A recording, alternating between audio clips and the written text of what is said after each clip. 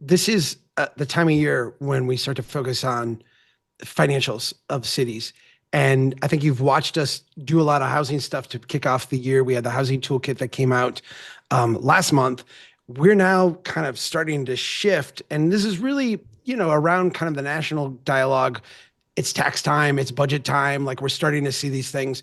And so we want to make sure that we're in that space talking these things too. So you're going to see us over the coming few weeks focus in on these issues. I think kicking it off with Joe and Joe's stuff is exactly the space we want to be in. So yeah, I'm excited. I think I've seen a lot of this stuff, and it's always like fun for me to watch other people get blown away. So go Joe. All right. Absolutely. All right, Joe, the floor is yours. I was talking with Carly earlier about what to present, a lot of folks have seen me present before. Some of this is going to be a rehash, but I want to maybe frame this as maybe what I'm thinking about or what we could think about collectively as a movement about what's going on with cities. So let's go ahead and talk about the election. Is it too soon? I'm kidding.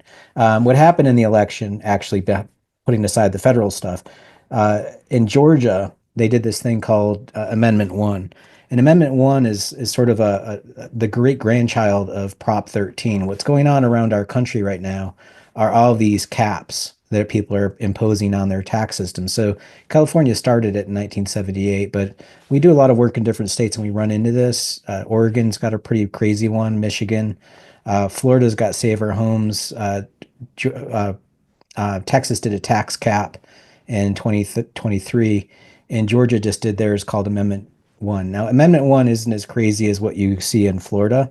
Florida's is kind of bizarre. They have a cap on growth. They also have a bunch of other constraints on property taxes.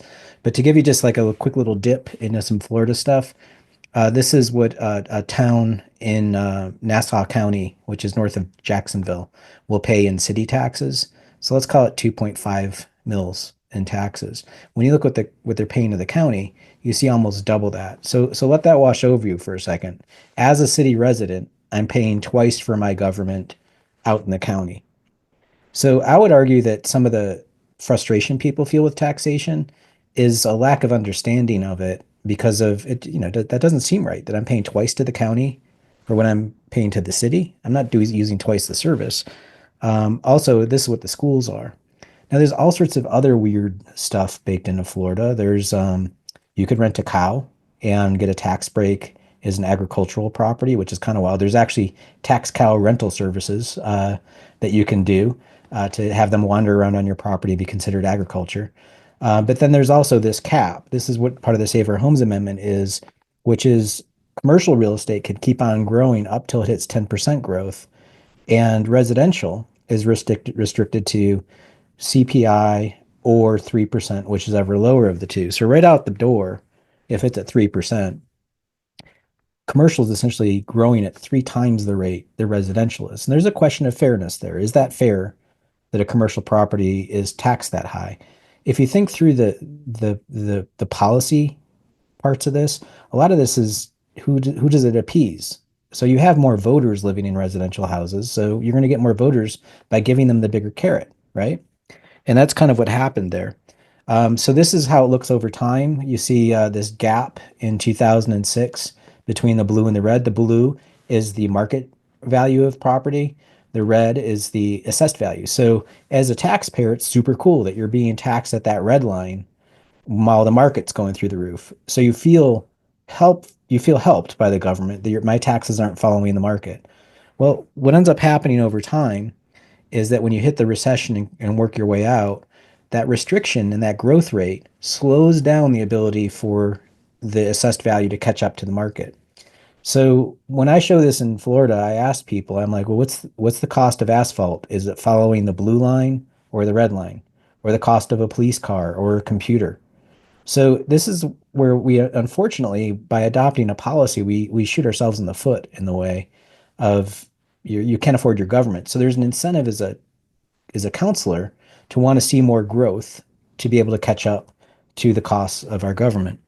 But taking a look at the CPI for a second, in 2022, we're looking at a 7% inflation rate and a 3% cap. So in this case, actually, if you zoom back to, let's go to 2009, you can see that CPI was 0.1%.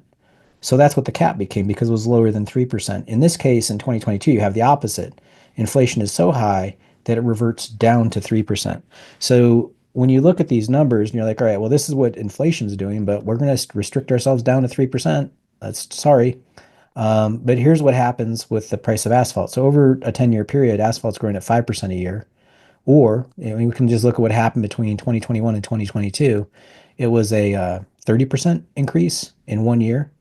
So asphalt's going up 30%, and your taxes are comfortably kept down to 3%, which is a tenfold difference. And I think that we just have to be conversant in this when we talk with folks in our communities. We have to understand what are the policies that are restricting our ability for ourselves to run our communities. And there's a great colonial barb that I like to use, which is this is attributed to Huey Long in Louisiana, but this is actually what colonists used to say in when we were before we broke away from England. Don't tax me, don't tax thee, tax the fellow behind a tree. We are a country of folks that don't like to pay taxes. That's as American as apple pie. I get it. But we have to run a community somehow. So this is where the rub is in how we grow our communities. So we try to cut through this a little bit by visualizing the economics. You all have seen our visualizations. I like to joke that it's like making a CAT scan of your brain, where you can see your brainstem activity versus your creative thought process. And when we do this little series here of walking through, this is how people typically look at real estate, which is non-taxable in gray. Green is low value, purple is high value. This is the Biltmore estate that's $100 million of value. And then we convert it from total value to value per acre. This makes things apples to apples so that all real estate's different sizes. So this makes it it normalizes the data. But really, and many of you have been inspired by our work to show this in 3D. And this is super important because it helps people understand that the step from green to orange to red to purple are huge steps in valuation. This also helps see it geospatially, that you can see what's going on. So one of the ethos of our company that we it's one of our training coming into the Urban 3 is to show the information, not just talk about it. But the other aspect of this, flipping this around, is that you can't change what you can't see. So as you continue in your advocacy in your communities, help people see what's going on. Work extra hard to create information, even a pie chart or a bar chart, something simple. And by the way, this this map that you see here is a bar chart spread across a map, basically, is what's going on. So you could just choose 20 properties in this model and just do it as a bar chart, and you'll just be just as fine. So don't overthink this. Let's see. So, we used to get like, well, that's Asheville. We're different. Here's Bozeman, Manchester, New Hampshire, um, Springfield, Missouri. So this is all spatial analysis that we do. And then the cost side, I brought in I don't know if y'all have seen the Springfield, Missouri one. Springfield's a fun model because it's in the middle of the country. It's also, the city's run mostly off sales tax. Um, but I also love their local billionaires. This guy, Jack Stack, it's actually a really good book that he's written called The Great Game of Business, about transparency inside a business. And government should operate the same way. But I love this quote: a business should be run like an aquarium where everybody can see what's going on, what's going in, what's moving around, and what's coming out. So government transparency, this is the best way to quote it. It was right there. So we did their model, and this is their property tax sitting on top of the sales tax. So of course, there's going to be a lot of heat down this commercial spine right here. Oh, incidentally, they have two downtowns. There's the old downtown, the original downtown on Commercial Street, which is over by the train tracks. And then they relocated a new downtown that was a little bit in the less, Commercial Streets was more industrialized. So in the early 1900s, they made a new downtown, and you could see that you could actually have multiple downtowns. Incidentally, always be truthful in your information. Here you can see Bass Pro Shops. This is the world headquarters of Bass Pro Shops, and it's doing quite well. So that's true. But when we talked to the community, we asked them, we said, how many Bass Pro Shops can you have? One. So that's it. But you somehow got two downtowns, and the downtowns are actually both doing better than the Bass Pro Shops. And then you see how low the residential areas are because you're running off sales tax. So there's nothing being produced there. So this is the revenue model stacked up of those different layers. And then cost, you've heard us talk about this. Um, Maybe too much. But looking at the cost of their assets, the pipes and roads, um, they don't operate like assets, like my car, my building, or my computer. I can sell those. You can't sell a road. Here's when they built all of their roads. If you were to go do this in your community, a good way to kind of estimate this. Don't worry about being perfect when the actual road was birthed. Just look at the subdivision and the average building date, and then just locate it in the decade that it was built. But you can show the community that in 1970 they built all of these roads, and they came back to haunt them with a rebuild in the 2020s.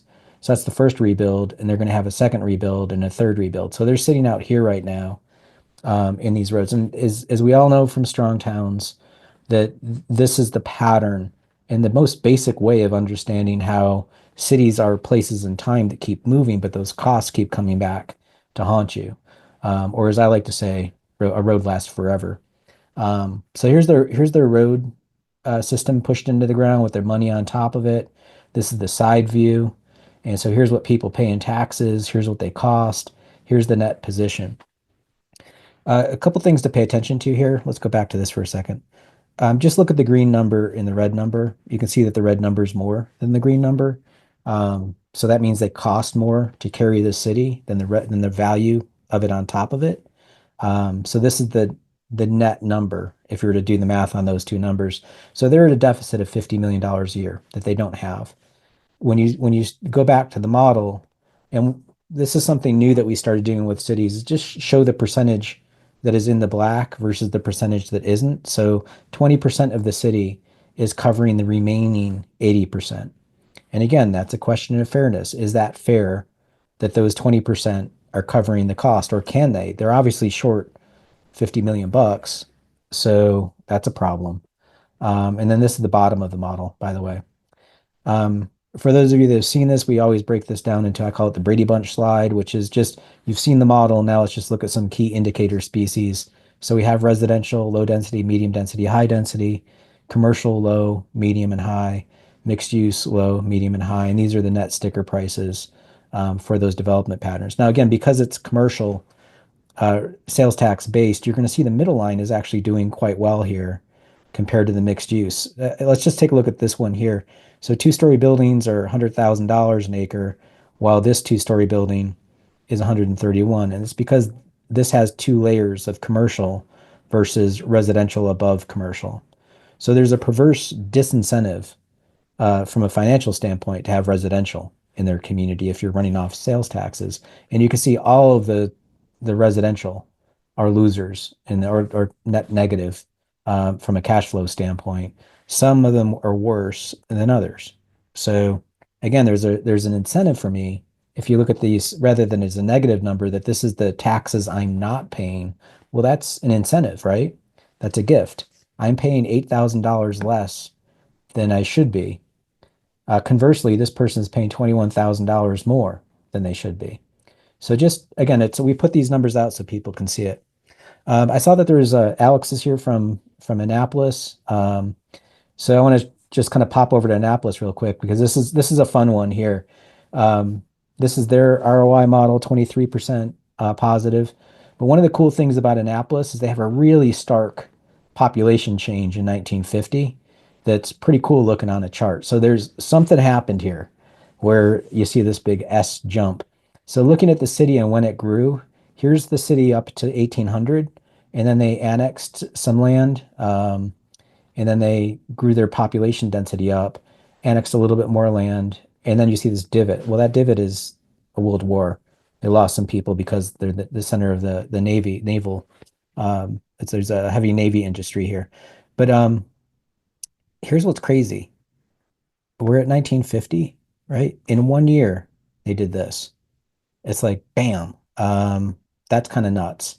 And then that cratered their population density, and here's their other annexations, and what they've done to themselves. So this is where they're at. Basically, today they're at an 1855 population density, that's a choice, right? It is what they are. But when you look at their population growth on the left here versus their land area consumption, they grew their population by a factor of threefold from 1950, but they grew their land area by a factor of tenfold. So when you look at the position that they're in, this is basically a heart attack. That annexation was, again, in their defense, everybody was doing this in the 1950s. They just did it at a massive scale. So when you break their city down into that original sin of a pre and post 1950 city, this is the pre 1950 city, and they've got some properties that aren't net positive here. That's true. And then here's the outside, and they've got some properties that are actually positive here, but not a lot. And you look at their net position, the downtown is net, or that the pre 1950 city, including the downtown, is a net positive of 1.4 million in a year, while the post 1950 city is a net deficit of 21 million. So that's where they have to look about two different types of surgery. So in the downtown or in the core area, fixing this red property that's in here is going to take one form of surgery. Out here, it's going to be completely different from a land use perspective and how to fix it because you have a bigger deficit to deal with.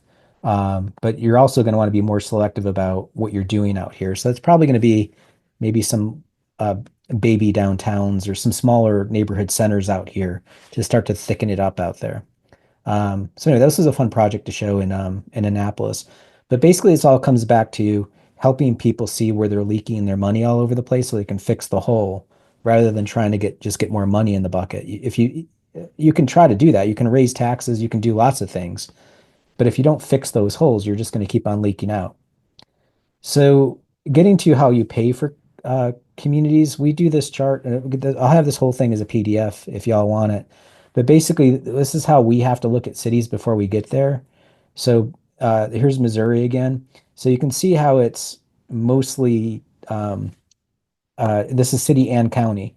So a lot of property taxes, but most of those go to the county. The city gets most of the sales taxes. And then there's a little bit of state transference that comes around. These are some really cool maps that show that same chart as a series of maps. This is the ITEP uh, organization that tracks all this tax stuff. But here you can see like there's no sales tax in Montana. It's all property tax. Alabama and Louisiana are mostly sales tax states. So they're less dependent on property taxes. The schools are still paid for property tax. And then here's how from a consumption tax or sales tax, basically. Louisiana is mostly sales tax, Arkansas as well. Interesting to note here, look at North Carolina, where I live. There is some sales tax dependency here, more so in New Mexico. For both New Mexico and North Carolina, however, we're not allowed to see that data. This is mind-blowing. If there's anybody on this call that's from North Carolina or New Mexico, whenever you talk to a state official, it is criminal that you can't see that data. So in Louisiana or South Carolina, really progressive states, we can see what's going on with sales tax data, but not in North Carolina. So we can't even put it on a map. And this is something that's been terribly frustrating to me. I know this is I'll get off my stumps for a second here. But this is also cool. This is a third form that not a lot of people are aware of, that you have local communities that run off income tax. This is part of the early 1920s progressive movement because folks felt that property tax was not fair. So they looked at other ways of making it fair. Let that wash over you for a second. 100 years ago, you had people saying, let's change the tax system in communities to be better aware of being fair. So that kind of started in Ohio and Indiana. But that's what you see in those communities. Maryland's another one. So I want to maybe change direction in this presentation to getting to that tax system and what the biases are. Oftentimes they don't come full-throated into like the whole system needs to go. We start with making people curious. Like here's an example of land value tax in Cheyenne. So if you all have ever seen me do a presentation, I always use this chart because it's pretty easy to see the inequity of the land being valued at $15,000 an acre here, and it's double the value there. And this makes for a cute story when I talk about the fact that I went to the assessors conference and talked about fair and equitable. But what I'm doing here is a device to help people to understand that these aren't mystics that came up with tax systems. These are humans that are doing the best that they could, and these rules can change. So talking to someone like Larry at the assessors organization is just, we all need to get out of our silos to go talk to people like this. And Larry felt that it was unfair as well. So we spent a lot of time talking with people about this. And then also the legacy effects of things like redlining. So back to Kansas City, here's Kansas City's redlining happened east of that street. That's called Troost Avenue. And when you tapestry Troost Avenue onto a red line map, you could see east of Troost. So this is Troost Avenue, this red line. You can see east of Troost was heavily redlined. And there's an effect of that. So policies that are placed, in this case, the 1930s, so like 2 generations ago, maybe three, have a long-term effect in a community. But to help people see it, we just showed them all the land vacancy inside the red line areas. And you could see for yourself that there's a high density of vacant land in redline communities. Well, it's because you harmed them financially and economically for 3 decades. So it takes a while for it to, one, come back, but also for the damage to happen. And so that's why we showed this model of the tax production of value per acre for green line, blue line, yellow line, and red line to help people be aware that this is actually still happening today, even though that policy is gone. So it's sort of like a zombie effect in the system. And then in Kansas City, Kansas, it's even worse. I'm gonna jump ahead here. Um, sorry. So jumping ahead to Asheville, my city and my county adopted reparations, and I volunteered our company to do an analysis of our tax system because we've seen a lot of these biases in the system, and we wanted to kind of force the issue here in our community. My city has a red line map, so we went ahead and dropped it on our county. This is our county's race map. So if you're black, it's a green color. If you're Hispanic, it's yellow. If you're white, it's blue. And this is kind of zooming into Asheville, and you can see how it bends around the Biltmore estate. What we know locally is that the Biltmore estate is the estate, but it's also this thing called Biltmore Forest, which is a subdivision that the Vanderbilts built for their heirs. That's its own town. And across the street is Asheville with a neighborhood called Shiloh. My friend Reggie lives in Shiloh, and at the time we got lucky, Sidney Powell lives in or lived in Biltmore Forest. We grabbed her house and compared it against Reggie's. A couple key indices to look at. We looked at the land value per acre to see if it was fair, and in this case it is. Her dirt is worth more than his dirt. But when you look at the building value per square foot, this was kind of interesting. So his house is worth more per square foot than hers. Now I'm trained as an architect. There's no way this is true or even fair. And I pointed this out to the assessor, and you'll hear their biases. So my assessor said, well, Sydney's house, she has more square footage, so it's cheaper.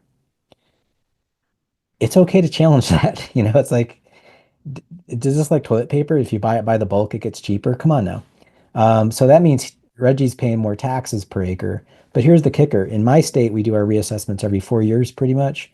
So from last assessment to this assessment, Reggie's value has more than doubled what Sydney's has, and she's renovated her property, and he hasn't. So this is a little litmus test. So the next level down is let's understand the rules. So we looked at this state law. The value of a house in North Carolina is basically the price a willing owner and buyer will exchange it for. So no one's forcing the sale. You're not in a divorce or you're being, you lost your job and you have to leave town or something. There's no forced closure here or eminent domain. So here's a house. Here's what the computer assessed it at. Oh, by the way, when you talk to your assessors, most assessors use a software called CAMA, which stands for Computer Automated Mass Appraisal. And it's basically a shortcut word.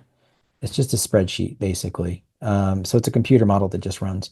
So that's what the computer assessed that house at and what it actually sold for. So there's your market price, right?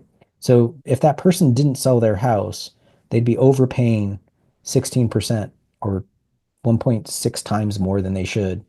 Or sorry, 1.16 times more than they should. But they corrected it. So the assessor, brought it back down to 100%. That's cool. That follows the law. Here's another one. In this case, the computer underassessed it and they brought it up to 100%. Okay, that's cool. Let's go to the wealthy neighborhoods. This is in Arden, south of Asheville, same county. Here's what the computer thought it was worth, and here's what it actually sold for. So I asked my assessor, I said, look, if my kid brought home a test score of 50 on a test, I want to know what went wrong. But he couldn't explain to me. He said it was too complicated. I'm like, it's if you can't explain to me, you don't understand it yourself. But here's why I don't trust my assessor. With the test score right there, this is what they reassessed it at. I brought this up to my assessor after, and he told me to my face, as if this were a fact of gravity or law or something. He said, well, rich people always overpay for their housing. And I just laughed. I said, do you have data to support that? Like, what does the law say? The law says what somebody will pay for it. If they're willing to overpay for it, they're overpaying for it. That's the market price, right? So here's another one. And here's another one. This last one's my favorite. The moral courage to bring it up one whole percentage point. Super awesome. But this shows you a bias that the assessors have. And it could be they've been penalized before because wealthy people will hire an economist or an attorney to go and do a revaluation or something like that. I don't know. But as citizens, we can't stand for this disproportionate inequity that's going on in the tax system. This is just not fair game here. So that person on the far left and how many of their neighbors are covering that subsidy? Well, we did the math on that. And basically 5 properties are covering for one. Um, this is this isn't just here. This is happening all across the country. It's happening in Canada too. I saw that there were some Canadians in here. Um, but there's reports that Chris Berry did where they were seeing this trend.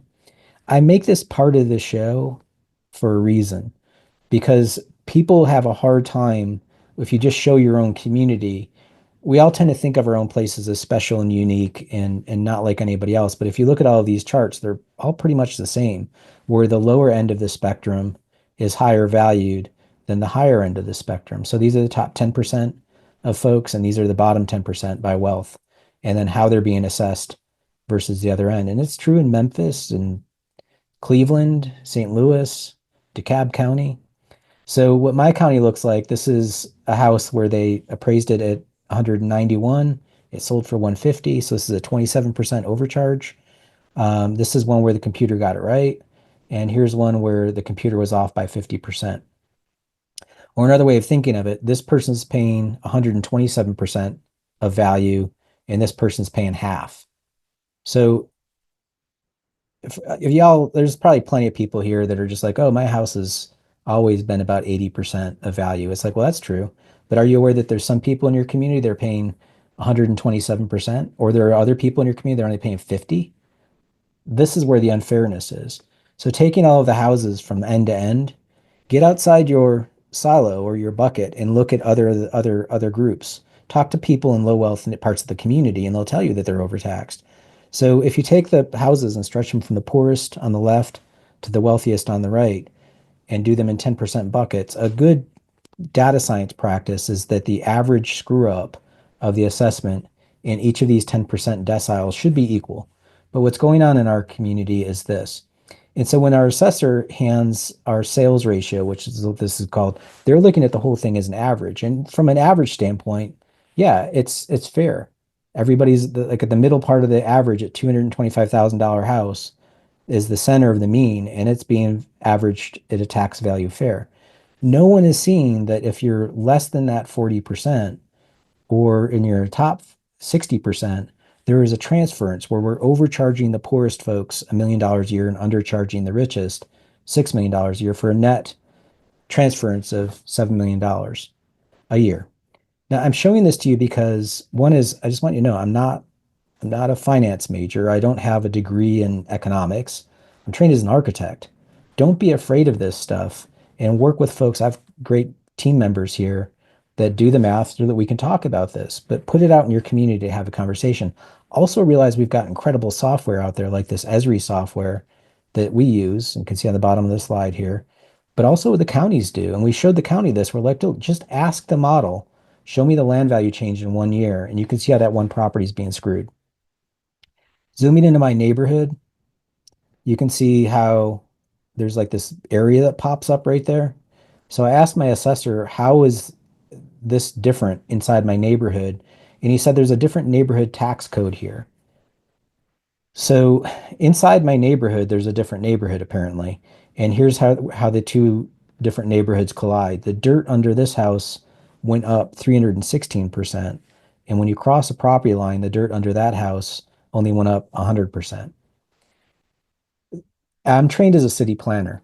So I know that there was a streetcar line that went down Montfort Avenue, and all the wealthy white people lived along the streetcar line. Their help lived inside pockets in my neighborhood so that they can get to the folks that they were helping. And this was the black pocket on Flint Street. So that legacy effect of Jim Crow era segregation is actually baked into the tax system as well. And this is showing how that happens. That's by design in the policy and how that map was drawn. When you go to Reggie's neighborhood, you can see policy and practice where every neighborhood code there, notice how it's all level. Every neighborhood code is the same in that neighborhood. And if you talk to the assessor, he'll say, well, Joe, you moved into that neighborhood and you set the new market value. You read the law. This is gentrification. There's nothing we can do to stop it. And there's truth to that. That does meet the law. But when you cross the street, notice how there were two transactions in the wealthiest neighborhood in my state, and there wasn't a change to the rest of that green area. So that's practice. This is the assessor behaving one way on one side of the street and another way on the other side of the street. In fact, it's worse than that. This is one of my favorite properties in Biltmore Forest. It's 22 acres with the 16,000 square foot house on it. And let's just read the numbers here. So in 2011, this property was $4 million. And in 2021, it actually dropped a quarter of its value to $3 million. So it went from 4 million to 3 million. Why? We don't know. But there it is, right there in plain sight in our data. So we did an analysis and did an over under in that neighborhood. So the richest neighborhood in my state, 55% of their houses are losing value for a net loss of 40 million bucks. So I'm going to start here with strong towns. I'm going to advocate that we need to start an urban renewal program for the Chads and Brads of the world. This is the definition of blight. Like, these people need our help. I'm kidding. Anyway, so what's happening from a taxation standpoint is they've been given a $4.4 million gift per year, and Reggie's neighborhood is overpaid $1.5 million. I bring this up because this isn't just happening here. This is happening all across the country. And that $4.4 million means we don't have the money for 111 school teachers. Applied back to the redlining map, you can see that the green line neighborhoods are only nudging up 5%, while the red line neighborhoods, same market, is going up 21%. And it's not just Buncombe County. This is our chart. This is the 17 counties around us. And you see that none of these lines are flat. Our state constitution says it needs to be uniform, which is flat, but it's not. It's bent.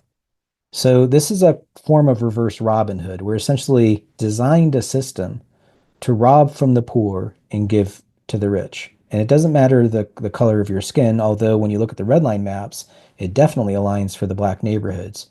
But this is also very classist from a standpoint of taking from the poor.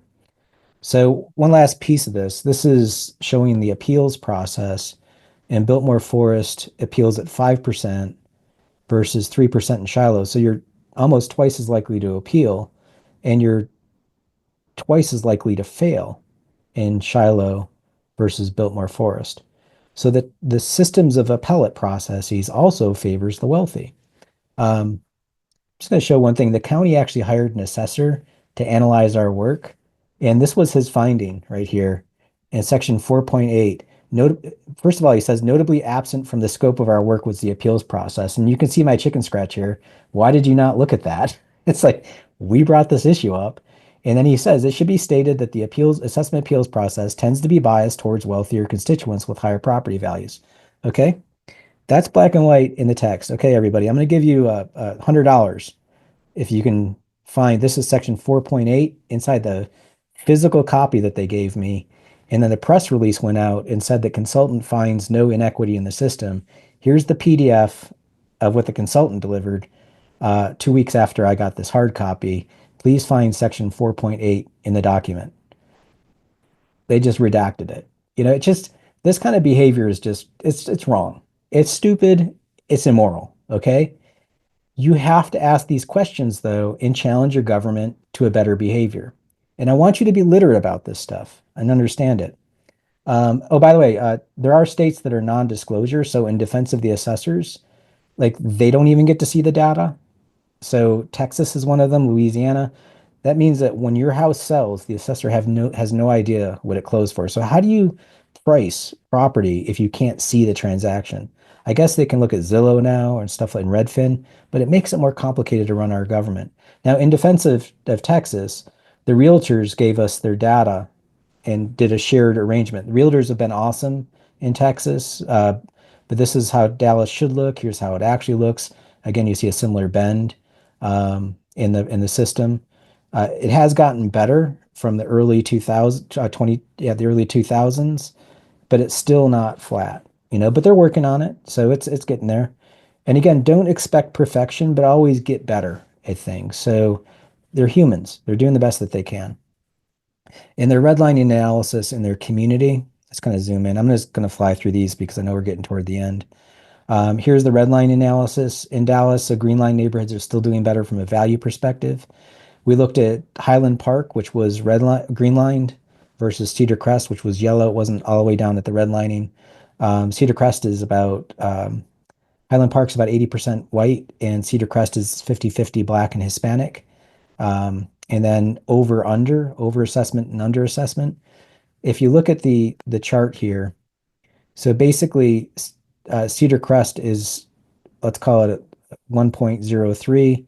What's the distance between 86 and 103? So it's like a 20 something point, almost 20 point difference between what they're paying versus what they're paying. So you're overcharging Cedar Crest, which is lower wealth as well. And then you're twice as likely to get underassessed in the wealthy neighborhood than Cedar Crest.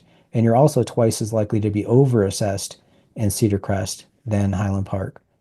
So anyway, this is just a roll up of the data. And then from an economic standpoint, oops, sorry, I went a little too fast there. From an economic perspective, you can see the value average for Cedar Crest versus the wealthier neighbor Highland Park. Okay, let me kind of just jump ahead, and I want to close to a point here. Um, there's a matter of opacity in understanding the tax system. It's, I think I would argue, designed to be difficult. They use words like millage and all sorts of complicated or seemingly complicated stuff. And what I want to advocate here, and as a Strong Towns member and with Strong Towns, is that we need to really start pushing on ideas of change.